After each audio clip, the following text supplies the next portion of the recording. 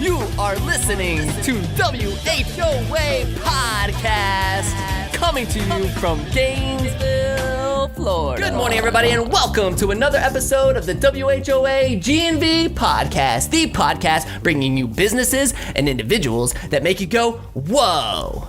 Today on the show, we have Cindy and Joe Montalto. Did I say that right? Montalto, who created, own, and operate the Magnolia Plantation Bed and Breakfast Inn in downtown Gainesville, Florida, baby. Guys, welcome to the show. Thanks for having us. Thanks. Yeah, we're gonna have a great time. You know, Cindy's a little nervous, I can tell. We're gonna have so much fun, and I'm super excited that you guys are here. And you guys, I gotta explain a little bit of what's going on around here, right? Because last week you heard Ty say that he is going to the Middle East to play golf. And bro, I mean, if you're going over there, you better win, my man. You better win. But the team and I got a really great idea, and I'm gonna explain that really quick. One, I want this podcast to absolutely benefit the community and give exposure to some of the incredible things that our nonprofits are doing here in Gainesville. So there's been a lot of ideas thrown around the table, but the one thing that kind of happened through all this with Ty leaving, I was like, you know what would be really great is instead of like having an entire show that's dedicated to a nonprofit, I will invite nonprofits onto the show to be my co-hosts while Ty is gone. And Lacy Bassford from Foster, Florida is my first guest co-host. What? Give it up. I'm super excited that you're here. I'm going to do, we don't even know how long Ty is going to be gone for. It's probably going to be 4 or 5 weeks is kind of like what we're guesstimating right now. So we're going to have guest co-hosts for each of those weeks. And I'm excited to see what comes of it and just see what God does with this opportunity. That's right. And your obedience to that. So Lacy, tell everybody about Foster, Florida. Yeah. What you guys do. Give us like the little 5-minute highlight of what you guys do, and then what's in line for 2019. Yeah, so we started just over 3 years ago. Really, it was born out of a need that we saw. So I didn't start out in life to become a foster parent because, that was super weird in an unknown world. So I was a teacher prior, and we've owned a couple of businesses that we ran out of our home. We had 2 girls of our own and thought, you know what, we will help people who are doing that, but we don't really need to do that ourselves because we're so busy. And it was slowly like God kept chiseling away at our heart, saying, you know what, I've set you up for this, and you have space in your home, you have space in your life, you can do that. So we kind of walked alongside. We served others who were doing foster care, and about 5 years ago, we said, well, we'll just take the classes, and surely there'll be a roadblock. And we went through the classes. We took about 6 months to do our paperwork because I thought, surely the door will close. Well, it never did. And really never knew foster care was something we were truly supposed to do until literally these twin girls came up onto our doorstep at 1 a.m. in the morning on December 1st in 2013, and truly just saw, wow, this is real. And it is raw, and it's right here in our own backyard. And they came into my arms, and I thought, this is what we're supposed to do. So because of our work and our influence on social media, I was able to have all the support just naturally. Like literally, I would have a newborn come into my home, and I could say on social media, hey guys, I've got a newborn coming. I need a crib like in an hour. And somebody would literally go buy me a crib at Walmart, bring it to my house, and I would have a crib in an hour. And so what we found with my best friend, Christy Sutton, we both kind of had that influence. Shout out, Christy. Shout out to Christy. But other people didn't. And so we had all these friends who were doing foster care who didn't know how to ask for what they needed and didn't have that circle of support. And so through that, we just kind of slowly saw, wow, we need to really equip the community to have a spot in foster care, whether they're on the front lines of foster care, having kids in their home or not, because not everybody can do that. We always say if everybody was on the front lines of foster care, we would die, right? You have to have people supporting you. So that's kind of how Foster Florida was born. And so that's what we do. We really seek to engage the community, whether that's churches, individuals, businesses to really wrap around and say everybody can have a spot at the table in foster care. That may look like taking care of a child. That may look like providing a meal for somebody. That may look like providing a room for a family who needs to take a little nap, because I have 6 kids and I need naps like that. Hey, maybe I need a ride on a scooter too. I mean, you never know. But that's kind of what it looks like. Listen, there's 20,000 foster kids in the state of Florida on average at any given moment. Wow. And so it is a huge need, and it's right here. It's not across this, it's not overseas, it's not in Guatemala. Those things happen right here in Gainesville, Florida, and in our state. So that's what we do. In 2018, we had several people just through social media reach out to us and say, we see what you're doing in Gainesville, and we want to do that here. And we thought, the first couple people who contacted us, we were like, okay, cool. Well, we'll have a phone conversation with you.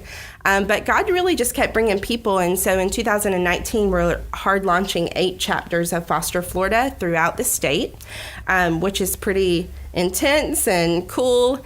So they're all coming into Gainesville in March for training, and they're going to be able to launch in their areas and really make those connections between the community and foster care and saying, hey, we all have a part, and let's connect our state in doing that. So that's what we do. So in 2000, first child hit your doorstep in 2013, you said?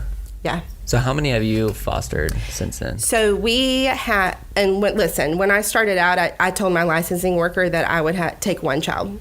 Right. And then she said, well, let me just license you for 2 just in case, because the paperwork is a lot. And our very first call was, hey, congratulations, you got your license.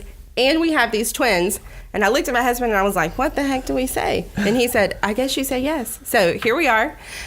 So yeah, we've never had less than 2 foster kids in our home at a time. So we've jumped from 2 kids in our home to 4, and now we have 6. But over the years, we've had over 20 foster kids come through our threshold. And some have been with us for, just a night. Some have been with us for a year and a half, and then we're able to reunify with their family. Their parents worked their case plans well, healed from their trauma. Beautiful stories. And then we have 3 kids that we have adopted, and they are all siblings. And unfortunately, they weren't able to reunify with family, but they are with us forever. So you kind of never know in foster care how long they'll be there. So, and we have 1 little foster guy right now who's been with us for about 3 months. Yeah. Yeah. Is it hard, like when the ones that get reunified for you guys? I mean, because if somebody, if you've been taking care of a child for a year and then they do get reunified, what's that? I mean, I'm sure there's different levels of emotion. I'm trying to put myself in your shoes right now. A lot of people say, I don't know if I could do what you do because I couldn't give them back. And the reality is, all of that hurt and all of that fear that you're feeling right then, that is everything that we feel, right?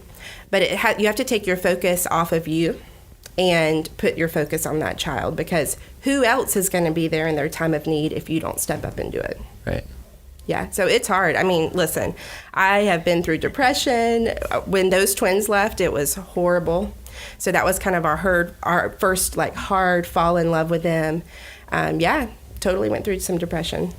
So tell everybody where they can help and support you guys. So starting tomorrow, praise the Lord, our website, the new website launches. So don't go, actually by the time this airs, it'll be beautiful. So you can go to fosterflorida.org. You can see multiple ways you can get involved.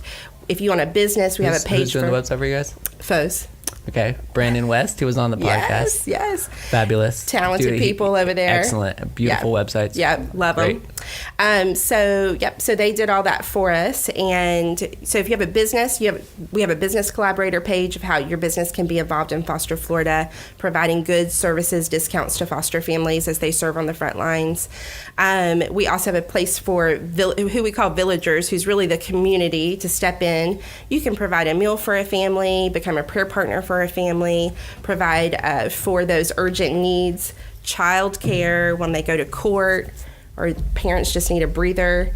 Foster parents receive an average of $13 a day as a stipend for a child in their home. And I don't know if the last time you paid a babysitter, but right? It's $13 an hour, not a day.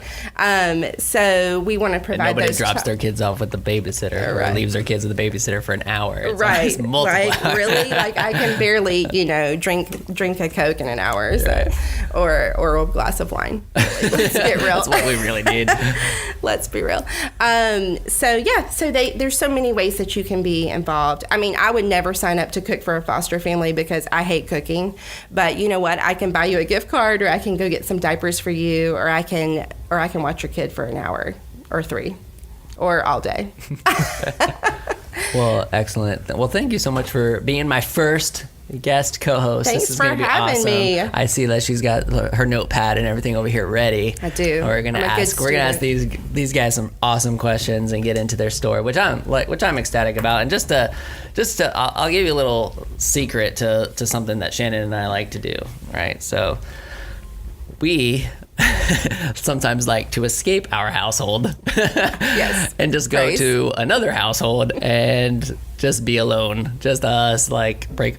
That's kind of our break from the kids, or just if we like to do an anniversary night. I mean, the truth be told, like sometimes it's it's a little pricey to get outside of town or go to the beach for the weekend, that kind of thing. So we've always had a thing, like we've always been fascinated with the bed and breakfast scene here in Gainesville. And I feel like it's one of those things that's really untapped, that a lot of people don't know about. It's kind of like a little hidden gem down there. And so Shannon and I, for our 11-year anniversary in December, decided to book a bed and breakfast.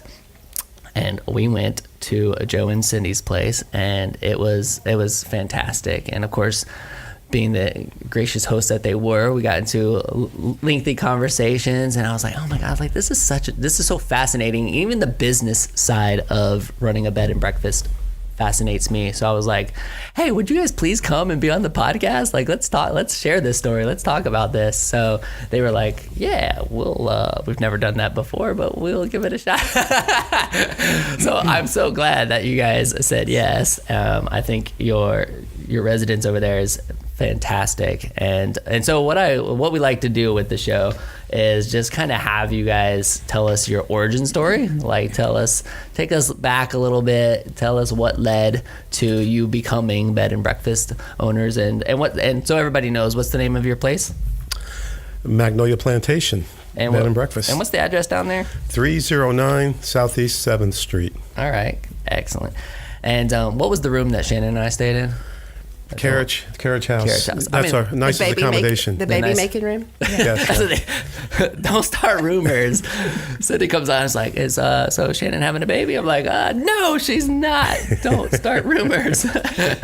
But I mean, absolutely gorgeous. I mean, it has this like huge wraparound deck, beautiful fireplace. I mean, it was just gorgeous, and we had a great time. But yeah, so tell us. Now I got baby on the mind, which is only a problem. Well, can I go first? Or you yeah. Are we going with the insanity? Well, no. Okay. The origins of our story, which I won't get into, but begin April 7th, 1971 at 7 p.m. That was our first and last blind date. Aww. And I tell people that when Cindy and I met, I said I've been in free fall ever since. And though I've seen the ground, I haven't hit it yet. So we've had an incredible adventure together over these almost 42 years, actually. Awesome. So I think that's really the origin. But the bed and breakfast thing, I think Cindy will tell you a little bit about this, but my take on it is we went to our first bed and breakfast in 1982. And we stayed at a beautiful place in Bar Harbor, Maine, called Clefstone Manor. And the two innkeepers were from England, but they spent their summers in Maine running this inn. And we kind of fell in love with these guys. They were only there for like 3 or 4 days, but we said, wow. I mean, we can do this. Exactly. And we stayed in a little summer cottage they called in Bar Harbor. It was a 32-room house, but it was a summer cottage. Wow. And we had a little house in downtown Orlando that was built in 1938. So when we got back from this inn, Cindy decided that we should turn, one of our rooms into a bed and breakfast room. And so Our neighbors thought we had a lot of friends visiting right. in and out all the time. And so we had this little the house was only about 1,800 square feet, but we had like a little area in the house where we could rent rooms out. So we were both working full-time outside the home, and so Cindy had booked our 2 guest rooms, and I came home from work. She usually got home about 20 minutes before I did. I came home from work, and she's sitting on the front stoop of our house. And I said, what are you doing out here? And she didn't know how to tell me this, but she booked us out of our home. Our bedroom she booked for 2 weeks. And so we did not have a home for 2 weeks. And so we had to go sleep in one of our friends' houses who had just sold their house with no furniture. They were already gone to North Carolina, but they hadn't closed on it yet. So we had an air mattress in an empty house for 2 weeks, and I slept on the floor. And so rather than get disturbed about this, I said, Cindy, I guess you're really serious about this. You really want to be an innkeeper. And so to me, it was a matter of self-preservation and wanting to come home and find a bed every time I go home from work. So, I mean, that was kind of my side of the story. Now, Cindy can tell you a little bit more about the hospitality side of it, why we want to do this. Well, I love the hustler mentality right off the bat. Right. They're like, hey, I'm just going to rent our bed. Right. That was one of the rules when we bought the inn, when we bought the big house. He said, never, ever rent our bedroom out, ever. So I haven't. We have the whole 3rd floor to ourselves, kind of. And I just like people. They're fascinating. They're interesting. I like taking care of them. The University of Florida sends a lot of the Jewish study people to me. They have speakers come in. Okay. And Jewish men, there's a stereotype, and they don't know how to hit the button for the coffee pot, and so they'll wander around with their coffee cup looking for coffee. I just think that's adorable. It might make some other people like, come on, guy, take care of yourself. But I just think it's adorable to hear, let me help you. So I like doing that kind of stuff, like taking care of people. I was a paralegal when I booked us out of our house. And I used to come in and get coffee for my secretary because I think I guess I have a servant's heart. I like taking care of people. Awesome. She's got like that acts. What is that? The love language, acts of service. Yes. Servant leader there. Yeah. Very good. Well, so now you've had it for how long?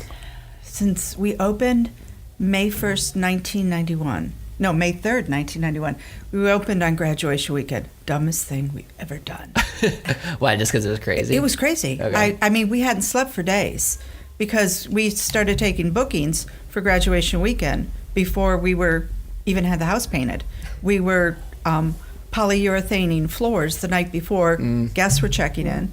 And then that night, people were there. I had no idea who they were because I was so tired, and I was standing in front of the oven with a pan of cookies, and I was going to make cookies, and I realized I had no idea how to turn the oven on, and I was too tired. So my neighbor came over, and he said, just go to bed. I'll make the cookies for you. But it was an experience. So, in that process, that startup process, the passion came strictly from visiting these other places. Well, and then the accumulation of her just being like, all right, I'm gonna rent out a bed. See, it's kind of interesting because when I grew up in a small town, Vero Beach, Florida. Family moved there in the 50s from New York, and they built a new house.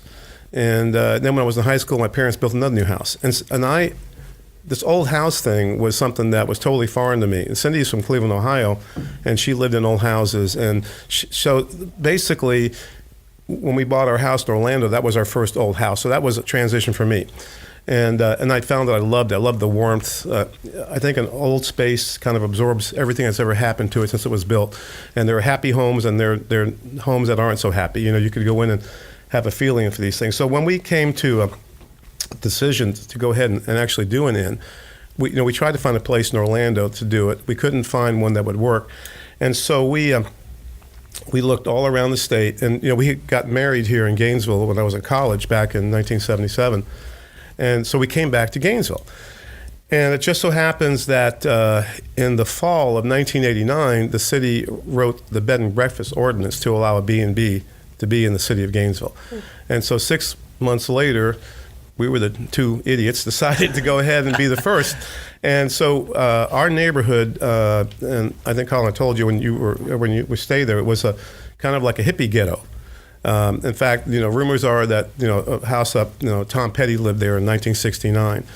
And so it hadn't changed much for decades. So a lot of people didn't think that would be a great location, but we felt connected. Like you said, by the grace of God, you get that feeling for a place. And in fact, we bought the house on Easter Sunday in 1990. So we brought my parents with us to try to talk us out of it. They didn't. And they didn't. They did not talk us out of it. They failed. And so doing this, we being the first, I mean, it was really rough the first 10 years because we were surrounded, by a lot of, college students and people that had kind of nocturnal habits and they weren't conducive for people to sleep, in our bed and breakfast. And so that's why we ended up buying the surrounding properties the first 10 years to change the environment. Joe spent a lot of time during the first 5 years or so giving tours in the middle of the night to police officers.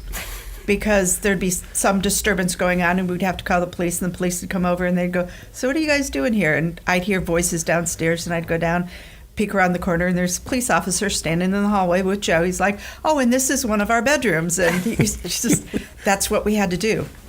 Just to kind of change the environment to make it conducive. But, the hospitality business is something that we love because we love people. That's a lot of things. That's the most important ingredient of starting an inn. A lot of people say, well, I want to live in an old house, I just can't figure out how to pay for it. Or I love baking, or I love gardening, or I love entertaining. If you don't love people, I mean, people will burn you to a crisp. I mean, and so the average life expectancy of an innkeeper in this country is like 3 to 6 years.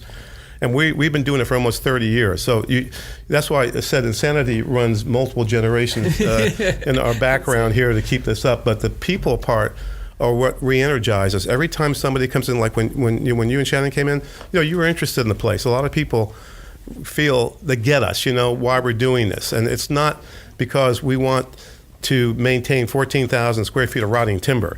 I tell people that, Cindy and I are actually deities. We're worshipped by all the termites that live in our place. We provide homes. They have little photographs of Cindy on little termite holes. So, so we are worshipped by termites. So we're doing something good there. But joking aside, we feel that this went way beyond the inn. What happened when we got here, it helped catalyze the redevelopment of our neighborhood. Mm-hmm. And we have, and as I mentioned, we have some of the best neighbors in the world. Mm-hmm. We have what we call the Sucker Club.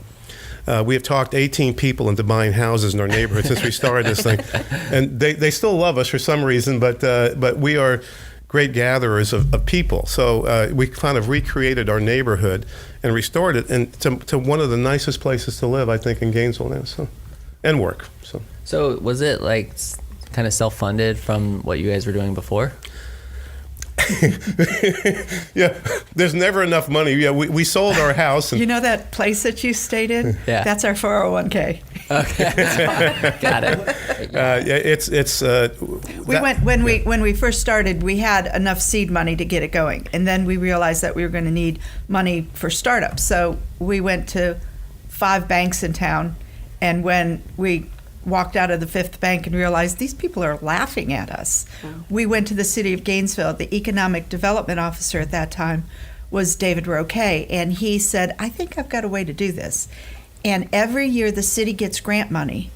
And he said, I can give you this grant money if we can find somebody, well, not give it, loan it. Loan it to us, yeah. If we can find somebody who will do permanent financing. So he was able to loan us the money, but they'd never done it. It was like a construction loan. But they'd never done it because it's like, you pour the slab and then you get 20%. Mm. Well, the slab was always there. The walls were already there. Everything was already there. It's just that, so we had to come up with a new payment structure with the city, and the city of Gainesville would loan us the money to restore it.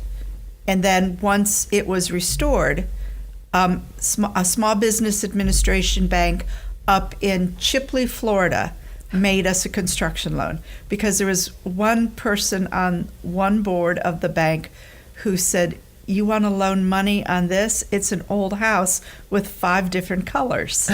So we realized we weren't going to get much help out of the banks in Gainesville, but we did find a bank in Shipley. And then after that, the banks in town started to believe in this, and Gil Levy has been our banker for years and years and years. He's just one of those people. You have to have a non-banking brain to go loan money on something like this, because it doesn't make sense on paper. But so anyway, so we get the money for the construction loan, but the stipulation was we have 120 days to restore that house and get it operational before they would take it out. So I started an engineering office at the same time we were doing this restoration. So we managed to get open. And so here in May of graduation, we're to a full house, like Cindy was saying. So we get into June, and we have no guests. And then we get into the second week of July, no guests. And of course, their expenses are the highest in the summertime because of air conditioning. So I'm sitting there one day writing checks out, and I said to Joe, maybe God just wanted us to restore this house and then sell it. Maybe. And Joe said, no, our dream is to open the bed and breakfast, not to restore an old house. And I said, I can't, we don't even have enough money to pay the electric bills. Things have not changed much since then. But so he realized that we were about to get into a blow up. So he walked out of the kitchen, and he came back. Smart decision, Joe. Yeah, he's wise like that. Listen, I mean, 42 years of marriage teaches you a lot. Learn something. But he walks out, and he comes back in, and he's got this look on his face, and I said, is everything okay? And he hands me an envelope, and he said, how can you not believe in our dream when other people believe in it more than you? And I didn't know what he was talking about, so I opened the envelope up, and there inside was a $500 American Express money order, and the remitter was from a grateful guest for a life-changing experience. Now, we'd had 14 guests, for crying out loud, since the time who in the world could have done that? So me being me, first thing I did the next morning was I got on the phone, called the bank, and I said, who sent this money order? And they said they looked it up, and they said, oh, they wanted to be named anonymous. And I said, well, I want to know so I know who to thank. And they said, no, I'm sorry, they don't want you to know who. So somebody just dropped $500 into our mailbox. Mm-hmm. Yeah. And about 2 weeks later. Please note, you can drop $500 to my mailbox anytime you like. I'm sure Lacy would take it anytime. Yeah, I mean, I have a lot of kids to feed. Yeah, so anytime you want to just drop $500 into a mailbox, that address would be 633 Northwest 13th Street. Gainesville, 32601. Okay. So anyway, sorry for I'm glad for that infomercial. Hopefully it works for you guys. But about 2 weeks later, we were in church, and one of the people we'd come to know was an ophthalmologist here in town, and she kind of befriended us. She helped with some of the restoration work. Got to know her. So we're leaving church. We had a lot of volunteers, and people just showed up. She hands us an envelope and said, "Don't open this till after I'm gone." And so we sit down outside the church, and then we open the envelope, and there is a check in there for $5,000 and a note. And she said in the note, I know you guys are hurting right now, and I believe this is going to help you get through this summer. And Gainesville needs you guys. So you can think of this as a loan, a gift, or whatever, but I just want you guys to have it. And so it got us through that summer. And Cindy, made sure that we never used. What did you do with the check, actually? Well, what I did was I deposited the check, but I never. This was back when you had a check register, back in the olden days, before QuickBooks. I deposited the money in the account, but I never added it into my check register.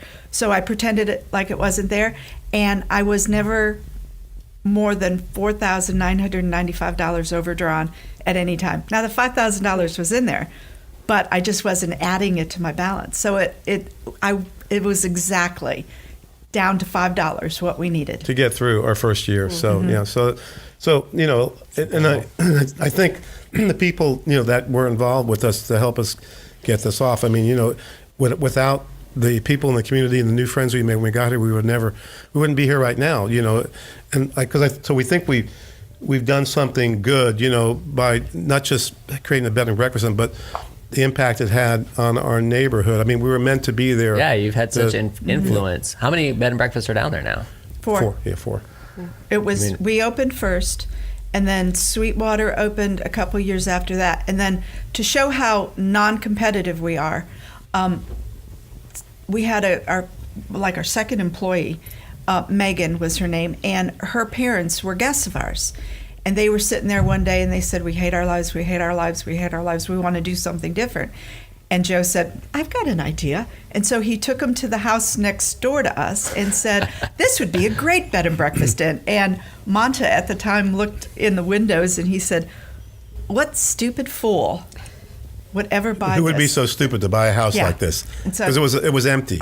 And it was bad. The only thing holding the house together were termites holding hands. I mean, it was really, really far gone. But he...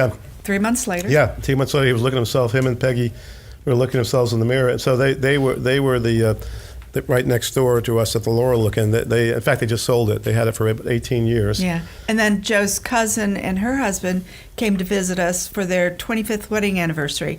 And they took to the inn like ducks to water. They were in the kitchen helping me, serving food, talking to the guests. She was helping me make the breakfast.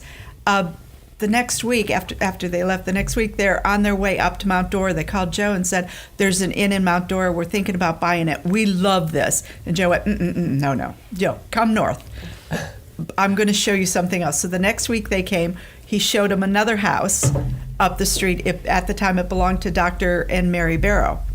Dr. Barrow and his wife Mary, and they had the Victoria Apartments, and Dr. Barrow wanted to sell it, and so he said, sure, you can buy, but you got to buy 2 of them. So Patricia and Tom bought those 2 and restored one of them into the Camellia Rose Inn. So now we've got our friends Monta and Peggy who were living next to us. It's now sold, but the people who bought it are really nice, and now we have cousins who live next door to us, or 2 doors away from us. So we've got our we're like squirrels. We like collect nuts. Yeah, and you have to be a nut to want to buy an old house in that neighborhood. Well, so like you're going out and you're actively recruiting people into the neighborhood to buy these other bed and breakfasts, but isn't it competition in a way? Mm-mm. At first, when the Hampton Inn opened up downtown, I was beside myself. Panic attacks constantly. Oh my God, they're going to take business away. And Joe's like Tigger. He's like, always everything's wonderful. And I'm a little bit more like Eeyore. So A little. So he said it's going to be okay. It's going to bring more people into downtown. It's hard to say this, but he was right. He was absolutely right. It did. It brings more people into town. That's the first time she said that for the record. Okay. So it's we'll cut that little 10-second segment and send it to you so you can replay it over. Thanks, Collin. Appreciate that. No problem. But the Hampton Inn has actually helped us. So now we've got, because there's more people downtown. Anything that helps downtown, we're huge promoters of downtown.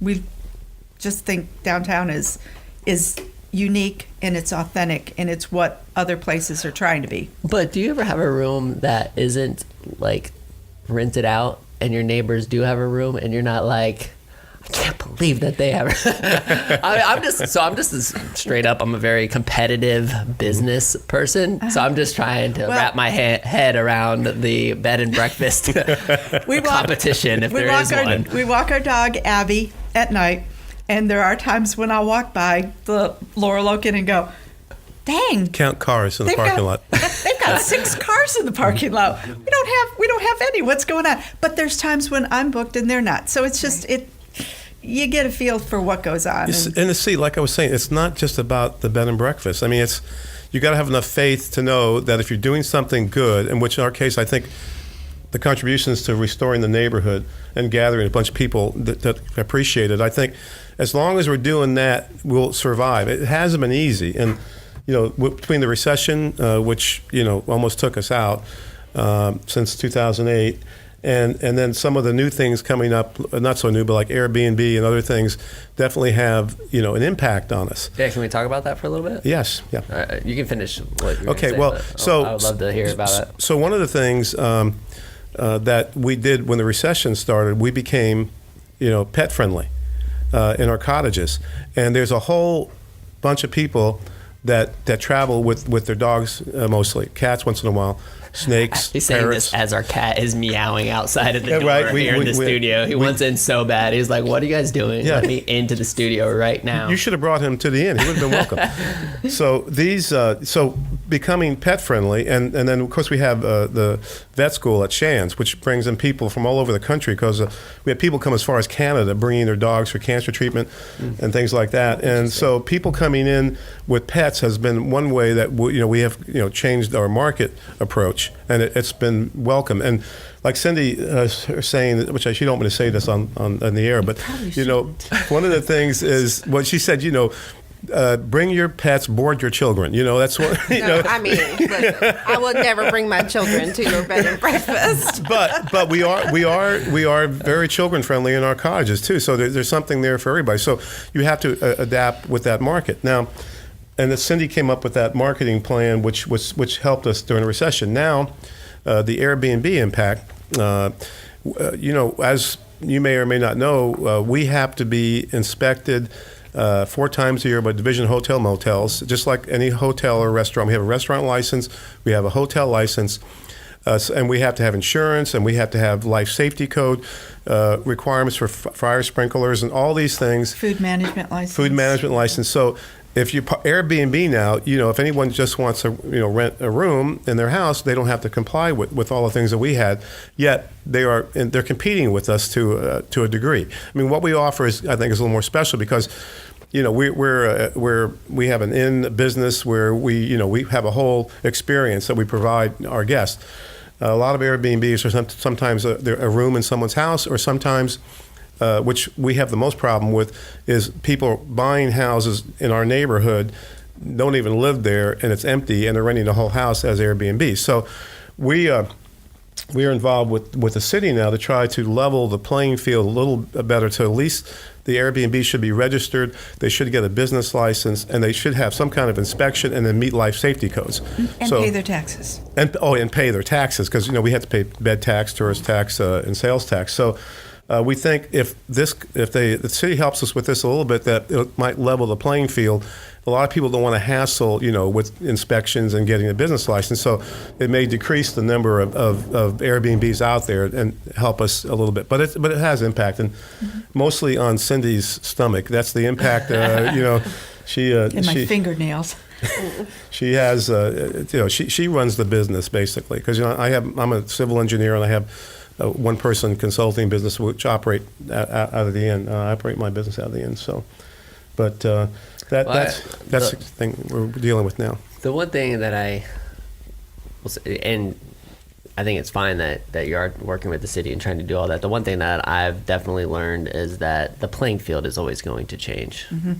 And if you're not just aware of that and willing to be adaptable and flexible and work, then that's when you can get in trouble. I mean, we're kind of looking at this the same way a little bit from the scooter side of things. There's, it's funny, in January of 2018, I saw these bird electric scooters hitting markets across the United States, and I was like, I wonder if that has any traction. And I actually messaged a couple of distributors and said, hey, I think we should keep our eye on this. This is interesting. And I got, no, that'll never work. It was just kind of like, just very naively saying, that's not going to get any traction. 8 months later, the company Bird is a $2 billion company. Wow. Dropping these things off in cities all over the place. And I'm keeping tabs. I know they're gonna hit Gainesville. I'm the city's already talking about it. So of course, from a scooter standpoint, I'm like, all right, how does this look? So we're trying to see what we need to do to be adaptable, if this is something that we need to change, or maybe it's something that we can be a part of, or going back to the experience, right? That we have unique value in what we offer, and those are last mile transportation is what they get called a lot. It's not main transportation. People aren't going to drive these things across the city, so we have to look at, how are we going to very differentiate ourselves and continuously communicate that experience, because I think that's the key there for you guys, especially, is that here we always talk about the UCE, the ultimate customer experience, and that's something that you guys definitely offer. Well, and it's what sets you apart. Like in my experiences in bed and breakfast, like I'm going to be treated so nicely, to be pampered, to be cooked for. Those are things that you're not going to get in your Airbnb experience. Right. So to play on those strengths that you have. Yeah, that's absolutely right. So the customer experience is just fantastic at your bed and breakfast. Thanks.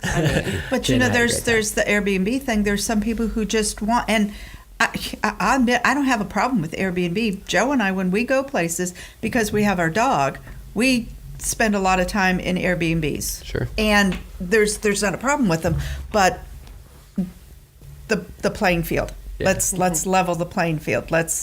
And there's some people who are doing it right. They're paying their taxes, but there's a life safety issue, and that's one of the things that people need to look at. There's a life safety. There was an article just in the paper that there was a guy went to an Airbnb in Miami, and he realized that there was a camera pointing at his bed. Yeah. That's creepy. Very creepy. You don't want to see For the that. record, we have no cameras no at cameras. Magnolia Plantation. Yeah. All right, No, so- there's- But I do have Nest and praise. control your You thermostat. control the thermostat. We were talking about that before. Have a Nest can control the thermostat. Don't open the windows and turn the AC down to 67 degrees. Don't do that. Cindy will just adjust it. That's right. With the Nest. No. Well, talk about you said when you leave, when you travel and stuff. I mean, I think that this is something. I mean, as innkeepers, like how often do you guys get to take a break and leave? 6 years ago, I got a phone call. We have a phone on our back door, and some young lady called me, and she said, from the back door, and she said, "Hi, my name is Cassidy Hill, and I just graduated from the University of Alabama, and I got an internship with the local TV station. I'm a sports reporter, and I need a place to stay for 3 months, and I need to work though too, and I was wondering if you had anything like that." Well, Joe and I have our third floor where we live. We have 2 bedrooms and 2 bathrooms up there, and his office. And I thought, she's going to be here for a month, then we're leaving for a month. And usually we just kind of piece together trying to keep the inn going. And I don't take a whole lot of guests, just like my regulars who are okay with me being gone or who don't know that I'm going to be gone. And I said, let's give it a try. It's 3 months, not a big deal. 6 months later, 6 years later, she's still here. She hasn't stayed. I've been Permanent asked. resident. Yeah, I've been trying to pretty ask much. her father if we could take her off on our income tax, and it's not happening. But she takes over when I'm gone, and she takes the phones. She's got the phones now. She takes the phones. She takes care of the guests. She can do full bed and breakfast. She can handle anything. So she's allowed to stay. She's not disconnected. Cindy is involved even when we're gone every single day. And I even look at the nest when I'm gone. her comfort level. Cassidy is probably, of all the people that have been in and out of our lives over the last 3 decades, she's come closest to giving Cindy comfort when we leave. But you never really disconnect. It's like having a 2-year-old that's never grown up. That's how the inn is. I mean, you're connected 7 days a week because, there's some things that you feel that you can delegate and leave with other people, but our main concern is, in which Cassie does very well, is hospitality. Treat our guests the way we would, because if your guests come in and they even if they have something that goes wrong, if they get who you are and what your intent is, they're very forgiving. And they will, forgive anything that happens as long as they feel that you have their best interests at heart. So that's one thing things different. happen. Yeah, things happen when you have houses that are over 100 years old. I mean, we have 14 air conditioning compressors in the summer, and exactly the first hottest day of the summer is when one goes out, and it's usually on a Saturday at After 5 p.m. So that's the kind of thing you have to be you get used to. But basically, our guests are great. I mean, we're very fortunate. I can count on one hand, and when we've had thousands and thousands of guests, one hand of how many guests that really shouldn't have been there, shouldn't have come into our lives. And it's always a challenge. If they come in grumpy, Cindy puts them with me because she thinks I can have some magical spell I can cast on them. But it's a challenge sometimes. When we get people in there that a lot of times, like you said, when couples, come to us, run away from the kids' night or anniversaries, birthdays, whatever.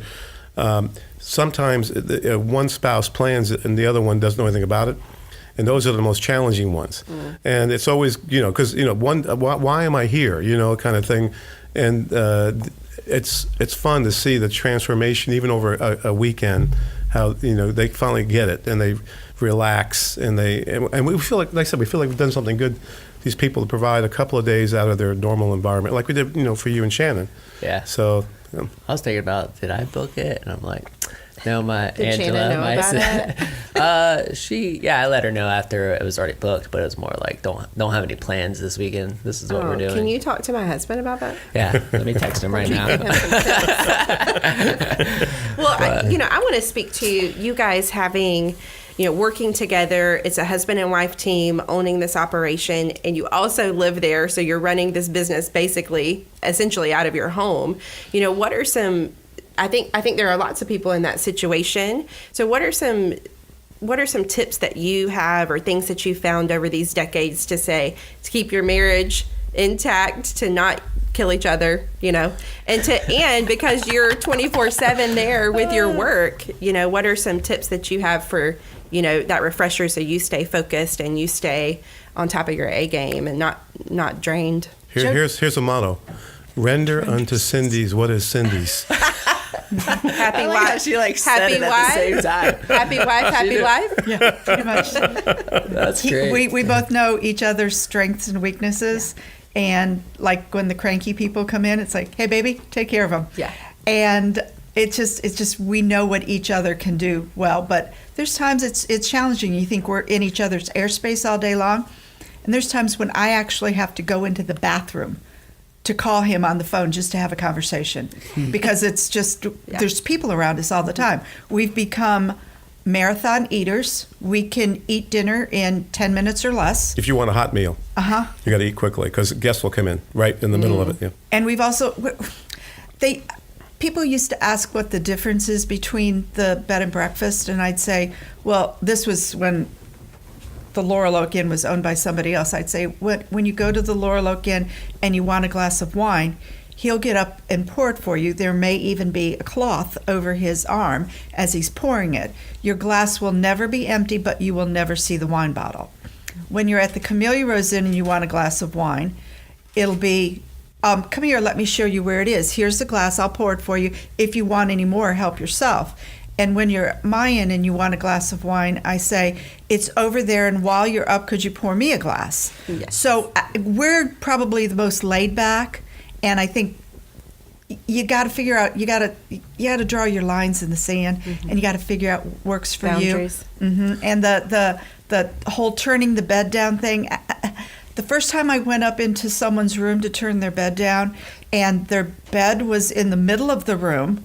They had literally moved it to the middle of the room, and I couldn't figure out where the comforters started and where the blankets ended, and the pillows were in four corners of the bed. And I walked downstairs and I went, Joe, I don't know what to do. And he goes, I think they've figured out how to get into the bed. Let's stop doing this, okay?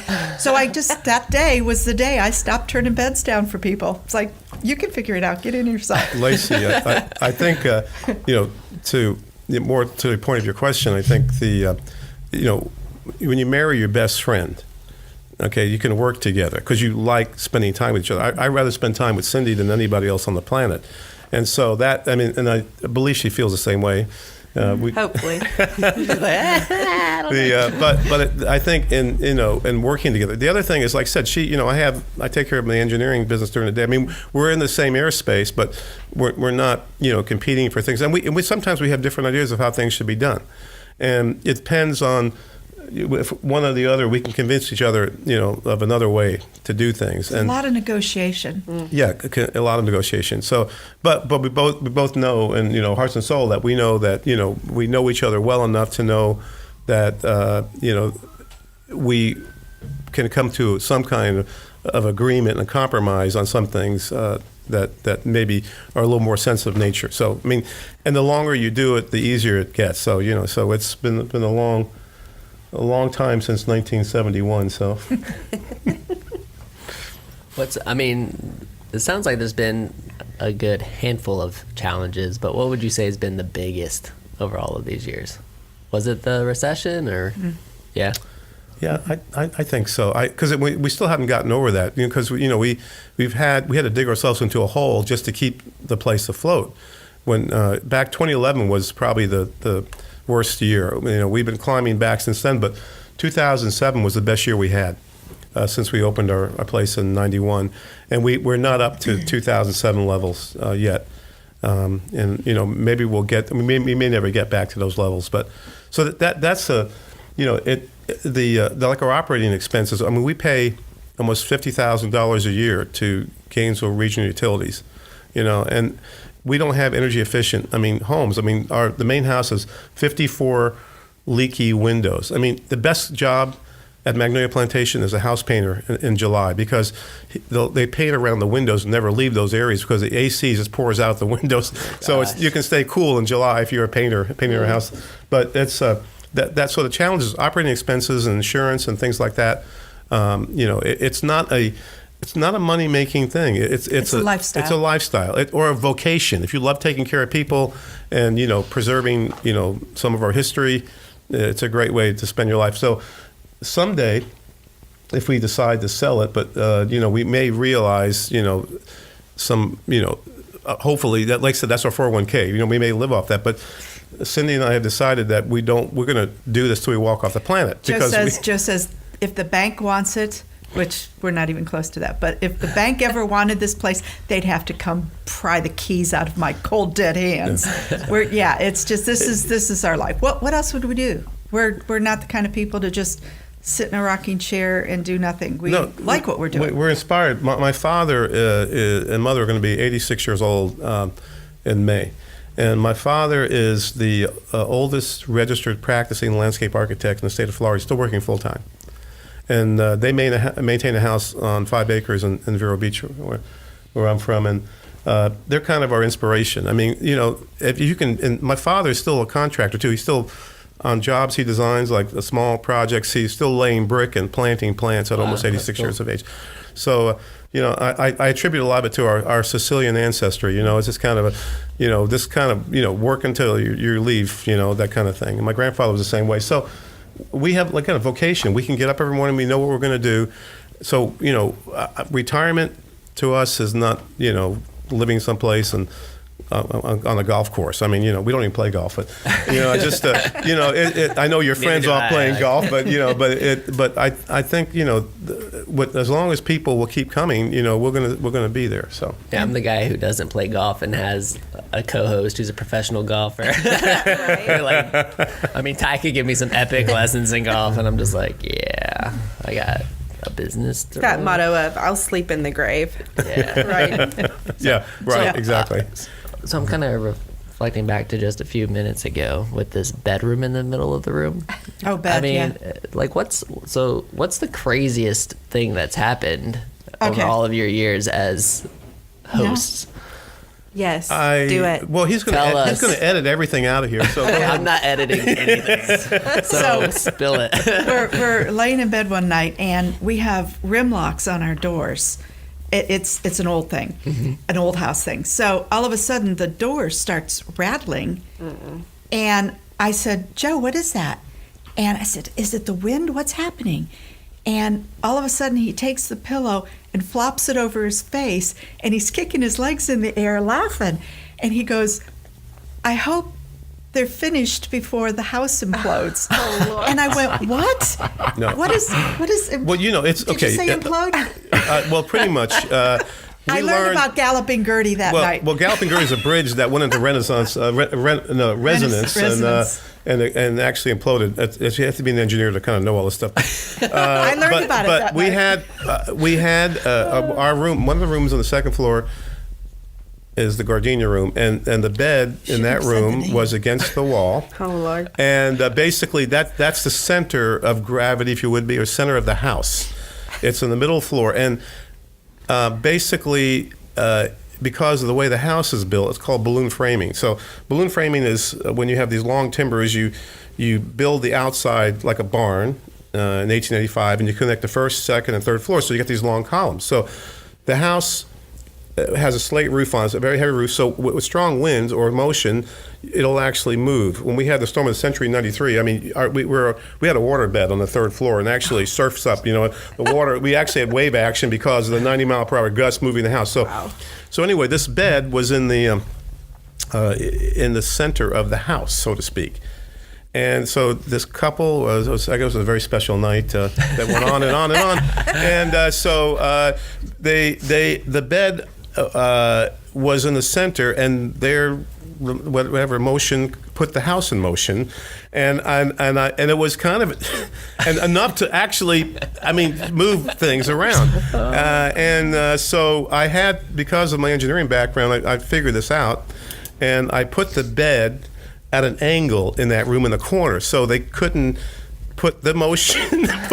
It's something that you would never think of, But obviously, people are very happy and they engage in all kinds of things. They're very comfortable at their house, and I never thought that they could actually, move a house. I mean, I could see the couple.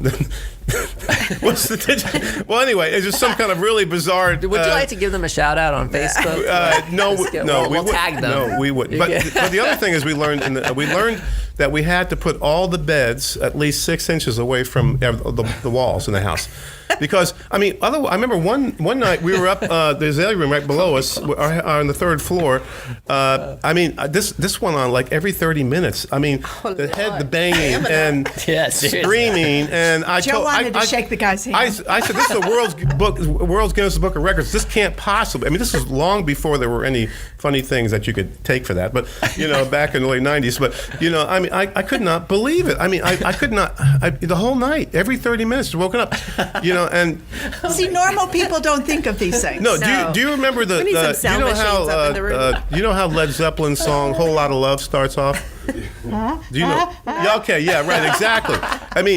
Every 30 minutes, that screaming and banging, and so, I don't know. Just that's part of the stuff they don't tell you about in keeping. But it goes with the property. But it's pretty funny. So pretty much what you're saying is, when I come, I shouldn't stay in the gardenia room. If I'm looking to have fun. Yeah, you're right. No, we'd prefer, if you're going to have fun, go to an outbuilding. We like to sleep at night. Go to the cottage, please. This has been just as great as I thought it would be. I remember when I was talking to them at breakfast, I'm like, oh, you guys would be great. This would be so much fun. So, we got to get to wrapping things up. But Lacy, you have any? I'm gonna give you the last question of the day. Well, I'm super curious, since you've been here and you moved back. I want to know how Gainesville has changed since 1991. Good question. And what how you guys have seen the changes and how you've worked through those. So tell us how Gainesville has changed, because I've been here since 2003, so I'm like in my sweet 16 year here, right. And it's changed so much since I've been here. But 1991, gosh, give us some wisdom there. Downtown was a ghost town. There was just nothing really down there. Yeah, what 3 restaurants or something like that? Yeah. There was Amelia's. You went to Amelia's 706, and I don't know what else. Yeah, there's shopping. There was some non-existent things. There are certain things that are gone that we wish were still there, though. What was that place that we used to go? The pharmacy, where it had the old Wise's Pharmacy. We missed that. And then there was a bookstore downtown that was next to Lillian's. Yeah, next to Lillian's. Mike's bookstore. Mike's bookstore. Yeah. Some things that we kind of. The Rice's Hardware. You should be able to go down. We have an old house, right? They had parts like from 1880 in that little hardware store, which was kind of cool. But the growth. Even since we were here, and we were here when I went to school back in the mid '70s. There was about 26,000 students that time. And then we got back in '90, and then there were probably 40, 50,000 students maybe when we got back. But I think what we've seen is Gainesville is kind of growing up. We knew there was a possibility that there would be growth here to attract people here. I think a lot of people that are baby boomers from our generation are now looking at Gainesville for retirement. which is something that wasn't like that in '91. Sure. People are coming here. It was. I mean, Depot Park and Depot Park's incredible, yeah. What did they do about our light fixtures? Underground. Oh and yeah, all we had to witness a lot of. When the utility company comes around and hacks all the branches off your trees on your street because utility lines. We lobbied for about 17 years to get the utilities underground, so they put it underground and put street lights on our streets. And that changed a lot of things for us. I mean, it's one of the brightest places to be in downtown. As Yeah, a it's neighborhood beautiful. right now. Like when you're going down the street, it's just the old-fashioned light fixtures. Yeah. Yeah. Amazing. So I mean, there've been a lot of things that a lot of positive things that have happened. I mean, some things are gone, like we said, that we kind of miss. But I think overall, all the growth has been good because a lot of people have moved into our neighborhood and to restore houses. And like I said, if you guys would like to join the Sucker Club and buy real estate in our neighborhood, we could arrange that for you guys too. Show me that P&L first. I love Let me see what that looks like. Maybe a new branch of e-scooters for less down there or something like that. Hey, I mean, love how you guys are involved in lobbying for things that you need with the government. And, as there is growth, there needs to be that. And I think that's huge for business owners too. Well, I just love to hear that, back in 1991, that the city was helping you get through that, figure that out, loan that money. And it was amazing. I mean, they didn't know us from anybody. I mean, we came in here and that we connected with people right away, and they wanted to help us. I mean, and that's how one thing you realize, you can't do it by yourself. You have to engage a lot of people. Takes a village. And it does. It's and if you have, it's our believing in our dream, and again, if it's not just a self-serving thing, I mean, obviously the impact we did with this restoration had a positive impact on that whole neighborhood. And the city appreciates it too because, they didn't have to police it. They got higher taxes from the real estate values increasing. So everyone benefits. If you're doing something good, and you do it, you realize that you're not doing it on your own, that a lot of people are going to be involved with it. And you reciprocate by helping other people that are helping you, you can accomplish incredible things. So. But like what you were saying with the city, the night before we opened, we had city employees at our house at night after work. They would come in and they were helping us polyurethane the steps and put the beds together. And these were city employees that just believed in us and believed in what we were doing. That's really awesome. Yeah. I think that's what makes Gainesville so special. I always say it's like a big city, small town. You know, exactly. The students do leave, but then the people who are here and these hidden gems like this, and the people who are doing good and who want to see Gainesville thrive, and I think that's what attracts so many people to it. Just things that make you go, whoa. That's right. That's why we're whoa, doing it. that's right here in Gainesville. Well, just so all of our listeners can find you guys and connect, where they can book online, right? Which is just magnoliaplantation.com? No, it's Magnolia BNB, B as in boy, and as in Nancy, B as in boy.com. Got it. And social media presence? Are you guys on Facebook, that kind of stuff? Yes. Do you know what it is? Just I think it's Magnolia BNB. Okay. All right.